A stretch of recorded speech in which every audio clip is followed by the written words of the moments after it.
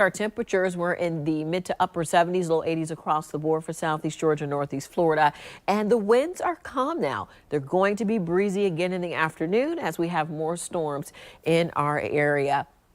Tonight, we're going to have partly cloudy skies, and you can see that there will still be some storms making their way along the coast, but we won't see rain again tomorrow and Monday until the afternoon. So right around noon, you'll start to see some of the clouds towering and growing, and we'll start to see these isolated storms again from areas that are along the coast: St. Johns County, Putnam County, Clay County, Duval County, Nassau County, into southeast Georgia, Brunswick and St. Mary's, out in Alachua County, and you may even see some as well Columbia County. And so once we get into the later portion of the afternoon, as you're getting ready to head home between 4 and 5 p.m., you'll see more of the widespread light rain while still having some embedded heavy downpours, which will be along I-95. It'll be south of I-10, and it will impact most of our counties in northeast Florida, if not all. So most of this rain will be south of I-10, but we could still see some sprinkles of rain moving through for southeast Georgia. But again, it'll be predominantly focused in northeast Florida for tomorrow. In addition to that, the rain will continue with some more pop-up rain, potentially even after the sun sets, going into the hours between 8 and 11 p.m. on Monday. Now, that's not the end of the rain. We still have rain chances going throughout the rest of the week.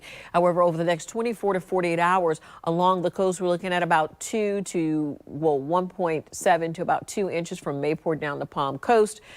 Closer to I-95 and along the St. Johns River, we're looking at more of an accumulation between 1 inch to about 1.75 inches. And further out west, places like Lake City, McClenny, you're looking at an accumulation closer to about 1/4 inch to 3/4 inch. Our average temperature for our highs, 89 degrees. We're going to actually be below that this week, and we don't have any concerns at this point of disturbances for at least the next 7 days in our outlook for the tropics. Our tropic zone, you can see we're the most likely in the magenta, the more likely in the red, the likely in the orange, and the possible.